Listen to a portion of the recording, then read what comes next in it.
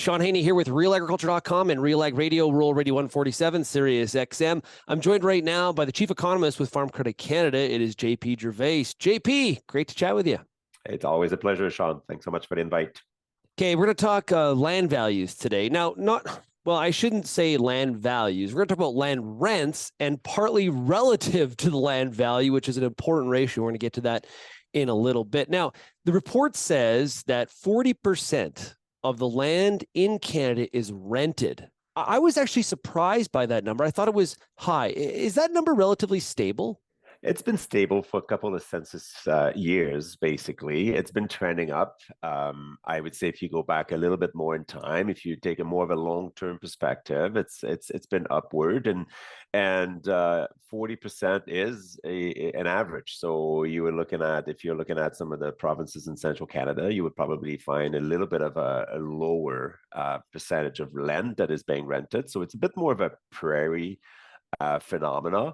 And yeah, it's been trending up slightly, but there's a little bit of stability now, I'd say, in the data, which is not surprising given that we've been reporting that land sales are, land transactions, or the available supply of land available in the market is very thin. So that makes sense that, this number is actually quite stable now. What's the key driver of rental rates? Supply would be one. The land value would be one. Those two obviously a little bit related. Farm profitability. What am I missing? Well, I think you're not missing too much. I mean, one of the things that we thought of that was going to be interesting this year is that we've been doing the Farmland Value Report for a number of years now. This is the third year that we're doing an investigation of land rental rates. Obviously, not a whole lot of data on this issue. So we go about doing this a little bit different than the Farmland Value Report. We leverage part of our methodology for the Farmland Value Report. We have those benchmark properties across the country. So what we are doing is to assess what would be the land rental rate if this benchmark property that we have in our data set would be available to be rented. So a little bit of a different approach to it. We don't have the large data sets of the transactions and the land values and so forth. And then interestingly, what we wanted to know is just to say, well, we know land values have been going up in 2022. So if you look at land rental rates going into this next season, they've been going up or down, or been trending up in the same kind of speed and pace as land values, those type of things, right? So going back to your question, I think you hit it on the nail. I mean, in terms of what would impact land rental rates, you look at it from the perspective of the landowner. Interest rates would matter too, because at the end of the day, landowners are own capital, and they need a return on that capital. And so if interest rates are going up, that perhaps is one of the factors that would push land values up, is the idea that I need to get a little bit of a bigger return in this environment of higher interest rates. So that's one thing. But obviously, farm profitability, the ability of tenant to farm for profit, is absolutely critical. And the relationship as well between the tenant and the landlord is absolutely critical, right? Landlord presumably care about the quality of the land and who's going to take care of their land. And so that relationship matters also as well. So there are just a number of different factors, but profitability, land values, interest rates, I mean, those are the things that I think would matter most. We're going to talk about the provincial distribution and how there is differences across the country. But do you have any idea on the typical length of some of these land rental agreements, or are we just talking values in the report? So we're only talking in values about the report. I'm aware of some of the studies that have been done at the University of Guelph, for example, in the past, which actually, if I'm not mistaken, have been reporting that the length of those contracts has been going up. Whereas in the past, and I don't know how far back you need to go, but in the past, it would be the year-to-year type of handshake. I think now we have more structured agreements between tenant and landlords, which I think is a good thing, frankly. Yeah. And then there's a number of different resources for farm operators to consult when it comes to renting land, and it's available on our website. But I've been seeing that, based on some surveys that have been reported on, done by the University of Guelph, we've seen the length of those contracts actually go up a little bit, which makes sense as well, right? From a stability, predictability, ability to operate, ability to strategize as well for my farm operations. I mean, to have contracts that are a little bit longer in nature would help a little bit as well in that nature. Yeah, big dollars involved. A handshake is great. And trust is a big thing in the industry, but when we're talking about scaling up equipment and infrastructure and things like that, having something on a piece of paper looked at by a lawyer, not a bad thing in my mind. Okay, let's talk about the values. The Canadian average. Now, this is the average land rental price relative to the value of the land. And FCC, of course, puts out that land value report, does a great job. I love chatting with you about that. So the Canadian average is 2.55%. As you know, there is a wide range, of course, across the country, but also even within the provinces. Irrigation versus dry land is going to be a big factor. At least it should be, and we know it is. So how do the provinces stack up here? Well, as you said, I mean, the average national average, and I'm just keeping an eye on the corner of my screen here on some of the numbers because I don't have them memorized. But yeah, the national average, as you said, 2.55. And you have prairie provinces that are right in that average. I mean, you got Manitoba at 2.4, Saskatchewan a little bit more elevated at 3.1%. And then Alberta at 2.6. So you're right in the average in terms of what has been the trend that we've reported in the prairies. Now, to your point, absolutely, you got large differences as well. When it comes to rental rates themselves, even relative to land values, within a province. So the ability to farm for a profit, the ability to extract yields out of that land, all those things will matter a great deal when it comes to setting land rental rates. The one thing that I think is interesting in the report, as I said, is to say, all right, we know that land rental rates have been trending up. Now, have been they trending up roughly at the same pace as land values, or are they a little bit lagging, or are they actually accelerating in terms of the increase in land rental rates compared to land values? And for Saskatchewan and Alberta, we are reporting a little bit of an acceleration in land rental rates. For the other provinces, we would have land rental rates that did go up, but not as much as the average land price increase that we reported in 2022, whereas in Alberta and Saskatchewan, we've seen those land rental rates, gain a little bit of speed when it comes to increasing relative to the land values. So I think that's one of the things to consider. I think there are a number of different things, behind this. I think a rebound in yields in 2022. I think tenant and landlords also need to have a really good discussion about farm inputs, because that's, the headline is commodity prices. Well, not necessarily the case now, but certainly in 2022 and part of the early part of the year has been commodity prices are really strong. But yeah, so are farm inputs as well. And so again, farming for profitability has to be a major driver of the land rental rates. And so I think, the fact that tenant can bring up some of those numbers to their landlords and make them understand that, so this is the reality that we're under in terms of, input costs and production costs overall. Yeah, no, what sticks out to me a little bit here is, as I look at these numbers, is like Saskatchewan, 3.1% of the land value. Ontario, 1.4%. Okay. Now, we also know in 2022, that's the two, I believe, if I remember right, that those are the two provinces that had the sharpest increase in land values. 2021 was a really good year for Ontario farmers. Not so great for Saskatchewan farmers. And I know the 1 year is, can be a blip here. But I would have thought like Ontario and even Quebec at 1.5, those numbers seem low to me relative to the potential for that land to produce. Like Saskatchewan 3.1, there's not exactly, we found on this in 2021 with the drought, there's not like a surety that you're going to get the production that you're aspiring to because of Mother Nature not cooperating. Is there a reason why we're seeing lower land rents relative to land value in Ontario and Quebec? I think the explanation, Shaun, I mean, good points. And the explanation is or resides in the average land value that we have in Ontario, for example, right? Some of the large land prices or elevated land prices that we have in Ontario explains the fact that this ratio, when you look at rental rate relative to the actual price of land measured in dollars, and not just in terms of increases, and even if you think of annual increases that we reported in Ontario for 2022, we've had a very largest in the country, large increase overall in Ontario that applied across all different regions in Ontario. And so that to me suggests that land values in and out of themselves are really elevated, right? So when you look at setting a rental rate based off land value, that rental rate, when you measure it relative to that land value, has to be lower than it is in Saskatchewan. Otherwise, you wouldn't be able to make a profit on Ontario with those rental rates,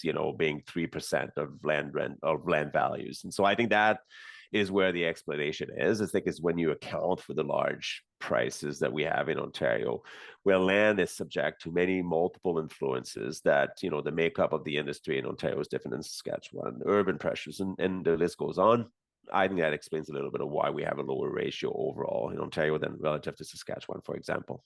Yeah, because you know what? If you look deeper into the report and you look at land rents relative to production capability, so revenue, the numbers definitely show up differently. And so if we look at a wheat canola rotation, how you've divided it here, in 2022, we're looking at Alberta 18.7%, Saskatchewan 14%, Manitoba 14.7%. And then Ontario is at 22.6 and Quebec's at 15.9. So, if you look at it on a revenue basis, we're those I guess it kind of flips as you've just explained. Yeah, that rental rate in Ontario captures a greater share of farm revenues when you look at a typical corn soybean rotation compared to what it would look like, for example, in Saskatchewan with a typical wheat canola rotation evaluated at average yields, average prices, and so forth. Obviously, tons of differences, when you move across a province, because of yields, because of different things. But yeah, absolutely, right? So that rental rate, even though it's a lower percentage of land values in Ontario, it captures a greater share of farm revenues, gross revenues in Ontario compared to Saskatchewan. So again, I think that farming for profitability, I think matters a great deal. And I think that explains some of the differences that we have, in terms of land rental rates across the country. Okay, so let's go Moneyball here a little bit. If you were buying land, JP, where's the value? Where is there I shouldn't say buying. If I was going to rent land in Canada, where's the value here right now? Well, again, it's really, we're just, what we think we're bringing to the table here, some numbers to further the discussion, right? Because even if you start answering the question by looking at, okay, where am I now spending less in rental costs relative to what I can gross, I also need to account for the inputs that I need to purchase to make that work and pencil a profit, right? So the inputs, for a wheat canola rotation would be a little different than in terms of corn, soybeans, and so forth. So I think, what we're doing here is bringing some information to get the discussion started for you as an operator to evaluate, well, what are the options between buying and selling? Because you can as well take that analysis to say, all right, now is this a good time for me to buy? And I know where land values stand. I know where interest rates are. I know my debt repayment capacity because of the balance sheet that I have. And those are my options in the land rental market. Now, am I better off just waiting another year or two and just to consolidate a few things on my balance sheet? So I think, it's really hard or difficult to answer this question, but I do think that it provides a basis for discussion in terms of yourself as an operator, going through the motion of calculating where do I stand when it comes to land rental rates, the possibilities that I have in front of me in terms of what is available in the marketplace, and understand what's the most profitable option, and hopefully not just have that short-term perspective, that next crop year, but have more of a 5-year plan, right? So is that something that I can drive for 5 years, or am I looking to actually make changes within the next 5 years to my plan and actually maybe just try to look to purchase land as opposed to renting it? So I think that's a basis for discussion, really, what we have here. Okay, let's have that discussion then. So what is there like a threshold, equilibrium point that we watch out for that triggers where it's like, well, if I'm going to pay that much in land rent, I might as well think, I need to, we do this with equipment all the time, right? Lease versus buy. The same thing happens from a land perspective. So what's that threshold that we need to be paying attention to? Well, I wish I would have that magic number that says, "Hey, You if don't have a magic number, JP? Okay. I just don't have it, but as I said, I mean, I think we have the information in front of us. You just need to be able to surround yourself, and if it's okay to seek, you were talking about, getting some legal advice when it comes to land rental rates. Absolutely, right, and it's something that you and I have been discussing, some time now, or some years, I would say. It's just to have that CEO mindset. Surround yourself with people that can bring value to you. So if your expertise is more out in the field, that's fine, absolutely great, and you can spend more time there because you're the expert, and then have to just plan for taking the time to sit down with somebody to just crunch up the numbers and say, this is my number, right? As soon as land values in my area flip over this much, given what we are in terms of interest rates, given where we are in terms of, profitability, expected profitability going forward with commodity prices and input costs,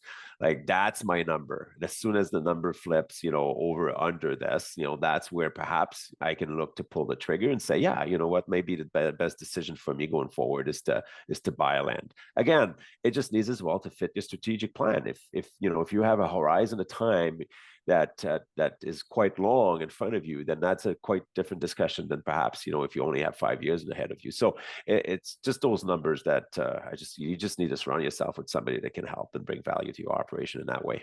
Yeah. So from a financial standpoint, we talked earlier about the differences between the prairies on the land rent relative to land value versus the east. So does this mean that we're likely to see more, like if I'm a retiring farmer, sell the operation or get out of farming but hold on to the land, it's a little bit economically viable to do that because I'm getting say in Saskatchewan, a 3.1% yield versus say in Ontario where I'm getting 1.4. Is that true?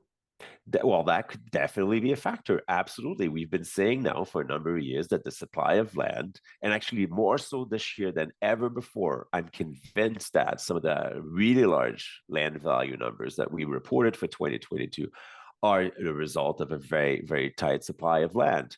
And one of the drivers behind that supply of land is exactly what you were pointing out, the idea that if I can get a good yield, if I own the land and I'm just actually transitioning out now of the industry because of my age, because of whatever reason, I can still hold on to the land, get a decent yield, 3.1% in this case, and let's face the reality that we've had the land values increase for as far as we can remember, right? So I think last time we actually reported a national average decline was 1995. So does that mean that the future is going to repeat itself infinitely?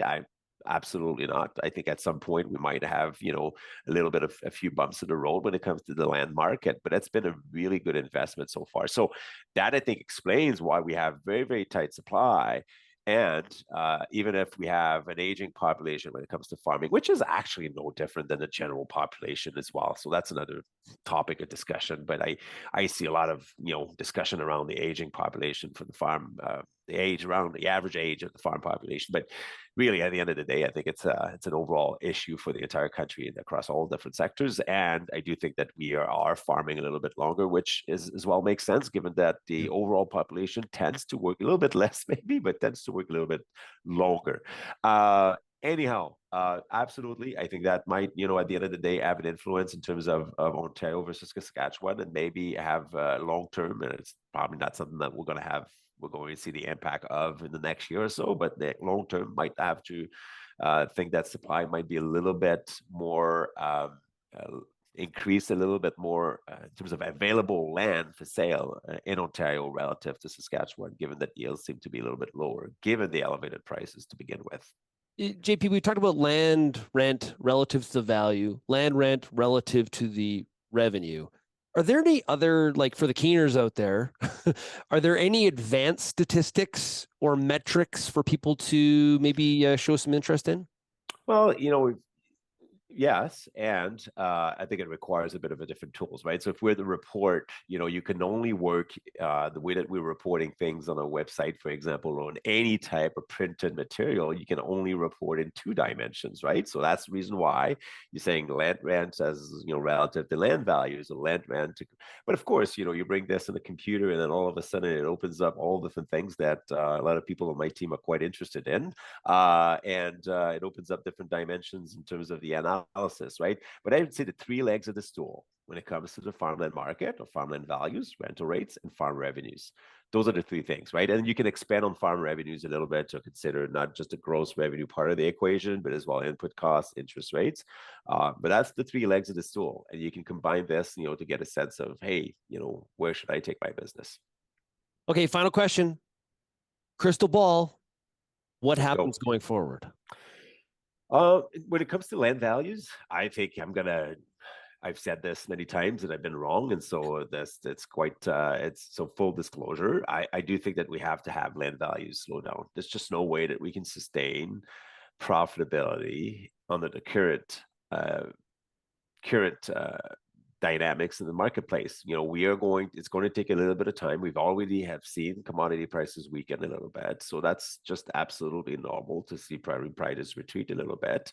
Farm input costs are going to take a little bit more time, even if we've seen fertilizer prices come down and so forth. Overall input costs, production costs are going to take a little bit more time before coming down. So I do think that spells, with high interest rates and interest rates that are going to remain elevated for a little bit here, I think that spells a little bit of a slowdown in the rate of increase. I think the market itself, farmland market, rests on solid ground. So I'm not expecting any type of decline, but I do think that we have to have a little bit of a slowdown in land values to bring everything back together, so to speak, because we have a little bit more divergence right now between farm revenues, interest rates, and land values. I think we need to bring this back together, and the market's going to work towards that.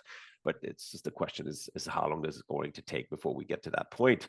As I said, I've been saying this for a couple of years at least now, and turns out that I've been wrong. So I full think lots of people disclosure. have been wrong, JP. Don't be hard on yourself, my friend. That's Hey, fine. hey, JP, great stuff. Really appreciate the discussion. This is important work that you're doing there at Farm Credit Canada. Thanks so much, and we'll chat with you again soon. It's always a pleasure, Shaun. Thanks so much.